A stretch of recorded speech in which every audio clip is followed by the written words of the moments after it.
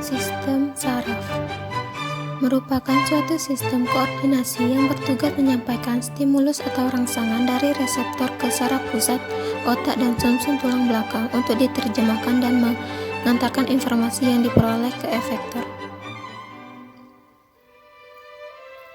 Fungsi sistem saraf A. Input sensori, menerima rangsangan atau stimulus untuk kemudian diteruskan ke otak dan sumsum tulang belakang.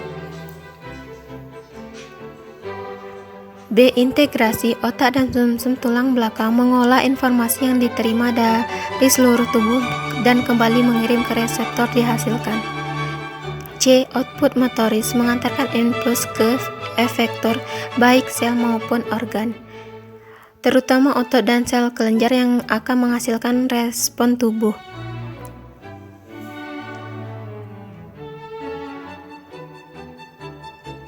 Sistem saraf terdiri dari dua bagian utama, yang satu sistem saraf pusat dan kedua sistem saraf tepi.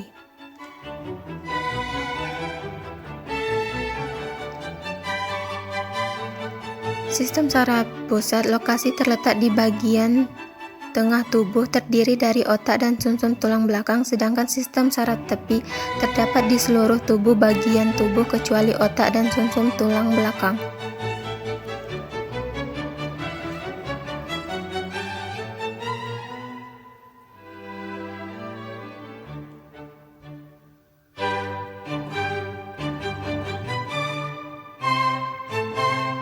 Sistem saraf dibangun oleh jaringan saraf. Jaringan saraf terdiri dari neuron dan sel-sel glia. Neuron membawa atau mengantarkan impuls saraf. Glia merupakan sel-sel pendukung neuron.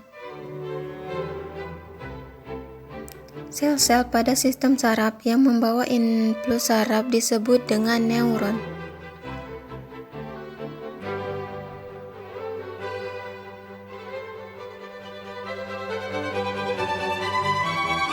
Struktur neuron. 1. Dendrit, menerima sinyal dari reseptor maupun dari neuron-neuron lainnya. 2. Badan sel, terdiri dari nukleus dan organel-organel sel. Yang ketiga, akson, mengantarkan impuls ke sel-sel neuron lainnya.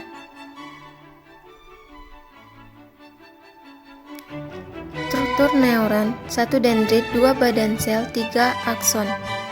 1. Neuron motorik, 2. Neuron sensorik, 3. Neuron intermediate. 1. Neuron motorik. Neuron motorik berperan dalam mengantarkan sinyal saraf dari sistem saraf pusat ke efektor. 2. Neuron sensorik. Neuron sensorik menerima rangsangan atau stimulus seperti cahaya, panas, tekanan, dan zat-zat kimia. 3. Neuron intermediate.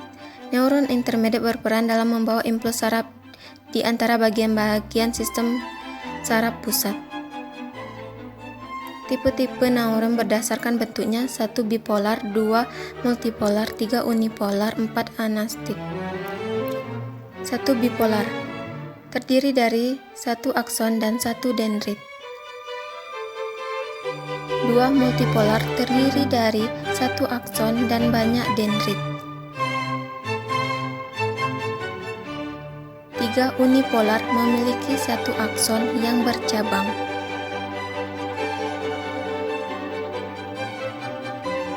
4. Anaksonik, terdiri dari banyak dendrit tapi tidak memiliki akson. Bagaimana proses pengantaran impuls saraf kepada neuron?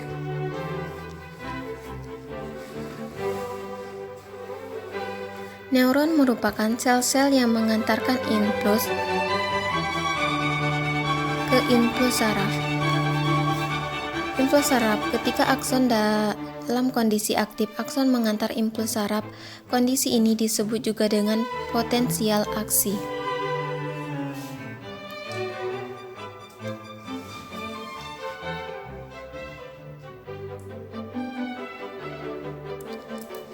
Pada kondisi biasa, akson tidak mengantarkan impuls saraf. Bagian dalam akson memuat negatif. Potensial aksi dihasilkan melalui aliran ion bermuatan positif yang melewati membran akson.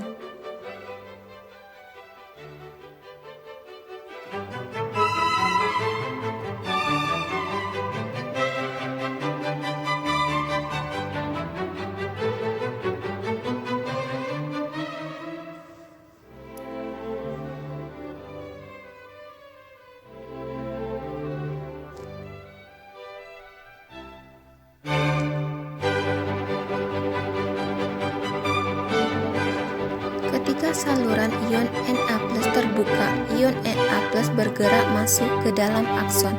Hal ini menjadikan ketika saluran ion K+ terbuka, ion K+ bergerak keluar akson. Hal ini menjadikan bagian dalam akson menjadi bermuatan negatif kembali.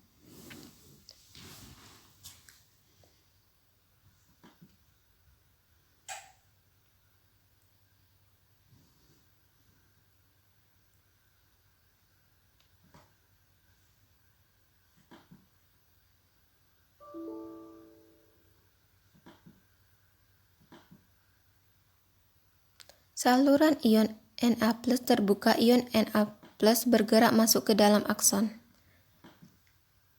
Saluran ion K+ terbuka, ion K+ bergerak keluar akson. Bagian dalam akson menjadi negatif kembali.